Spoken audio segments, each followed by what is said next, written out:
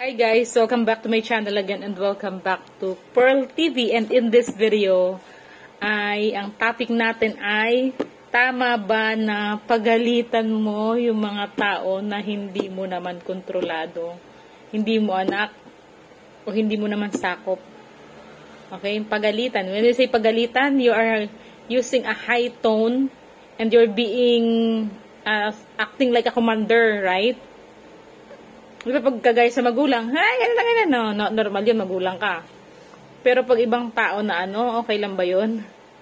Okay, so, para sa akin hindi di ba? Parang napakapangit ng attitude natin na ganun. Yun sa mga anak natin, ganun tayo minsan, kasi gusto natin na umayos sila, at wag na silang umuli sa pasaway na ginawa nila, okay? Pero kung hindi mo naman kontrolado, hindi tama na ganun yung gagawin mo. Kasi, bakit? You're acting like you're arrogant. Okay, so nangyari nga yan nung nakaraan. Kaya si Rapi Tulfo kinakainisan ng mga tao. Kasi nga, yung mga nakaraang mga Senate hearing, pinagalitan niya si Mr. Consunji. Okay, sino si Mr. Consunji? Siya yung may-ari ng DM Consunji. DMCI, tama ba? DMCI Home. Siya yung owner ng real estate na yon. So, pinagalitan niya kasi daw natutulog sa Senate hearing. Mr. DM Consunji is already 75 years old. Okay? So, nakita ko nga yung video kung sigaw-sigawan niya. Tapos, later on sabihin niya, parang bumabali siya na, timplan niyo ng kape si Mr. Consunji. Alam mo yun? He's acting like a boss of Mr. Consunji, which is, sabi niya manan, wag mo akong porque bilyonaryo ka, ganyan-ganyan ka na umakting. Parang, hello. Diba? Pwede naman yung diplomatic na i-approach si Mr. Consunji. Mr. Consunji, inaanto ka na po ba? Ano po ba yung kailangan? Diba yung ganon? Hindi yung sisigawan niya dahil naantok, napipikit ng mata. Hindi naman natutulog, napipikit lang ng mata. Siguro, nagpikit ng mata kasi iniisip niya yung mga pinag-uusapan. Diba ganun yun eh. Hindi naman ibig sabihin nun kasi sinasabi ng babastos daw. So, para sa akin, it's not good. Diba? Na sigaw-sigawan mo yung tao. Tapos ito pa kanina, simbahan kanina, sa first communion ng anak ko. So, napakadaming parents na nandun. Tapos nagkaroon ng practice. Ngayon may isang taga-simbahan na facilitator. E di yung ibang mga magulang nagkakagulo. Siyempre, alam mo naman yung mga ibang parents, they're acting like stage mother. Pag mayroong mga event sa school, ang gugulo niya nalilikot, di ba? Naging nakadikit sa mga anak nila. Eh, hindi nila alam yung pasunod-sunod sa simbahan. Siyempre, mas lalong nagugulo. Now, itong facilitator, nainis na siya.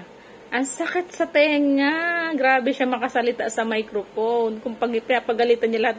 She's addressing her galit sa lahat ng magulang na ganyan-ganyan. Sabi, sa isip-isip ko, nagpapagalit ka, hindi naman lahat ng magulang pasaway, okay? Isa na ako, hindi ako pasaway, Nandun ako, unang-una, tinitingnan ko lang yung mga bata. Kasi sabi ko nga sa sarili ko, dapat, yung mga magulang maupo na lang muna para ko yung may i-guide mga bata, mabilis lang i-guide, okay?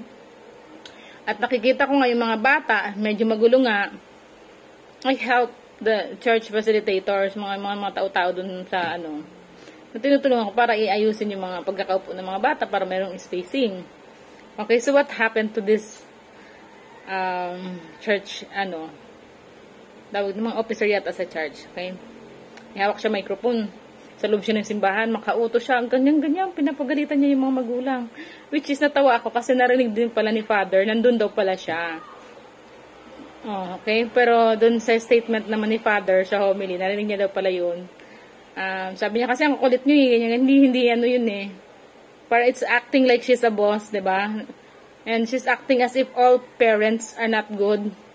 Diba? Hindi ko deserve ako sa sarili ko. Hindi ko deserve na pagalitan ng gano'n kasi maayos ako.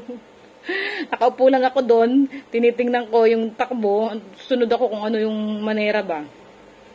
Sabi ko, alam mo yung ginawa ko sa sobrang inis ko doon, binidyohan ko siya, tinaas ko yung camera, binibidyohan ko siya habang nagsasalita siya ng paggalit. Ang lakas ng boses.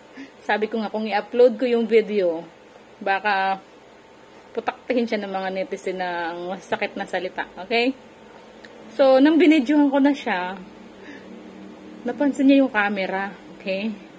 Dahan-dahan na siyang naging mabait, naging magalang na siya sa pakikipag-usap sa mga bata at sa mga parents. Okay? See how hypocrite this person is. Okay? Naging ano pala siya eh, naging aware siya na baka mag-trending ako. Ganito, ganyan. Hindi ko to pwedeng baliwalain. Nag-post nga din ako sa FB page ko eh. Like, it's not good. Hindi maganda yung ganitong attitude na magsigaw-sigaw ka para pagalitan mo yung... Hindi naman mga bata yun. Pwede mo naman kausapin yung mga magulang sa microphone, di ba? Mga mami, pwede po na ganito, ganyan. Hindi yung pinapagalitan niya talaga. Parang gusto kong isabay dito sa clip yung mga salita niya. Grabe yung parang di ba napakadami? 200 parents. Kasi 200 students. I don't know if lahat ng students na nandun is accompanied by their parents. Basta 200 students yun. Plus with their parents. Yun yung pinapagalitan niya. Ang lakas ng boses niya. Grabe. Sabi ko, grabe ito. Ang harsh niya magsalita. Kung magpagalit siya, parang kontrolado niya kami. Parang mga tauhan niya kami. Na ano mo yung nagpapakain siya. Hindi ganun eh. Kung taga-simbahan ka, dapat you are very, gracious sa pagsasalita, diba? Diba? Basta ganun simple, mga bata, mga mami, nagugulo na po tayo. Kailangan ayusin natin ganito, ganyan. So, that lady, that old woman, is not trained on how to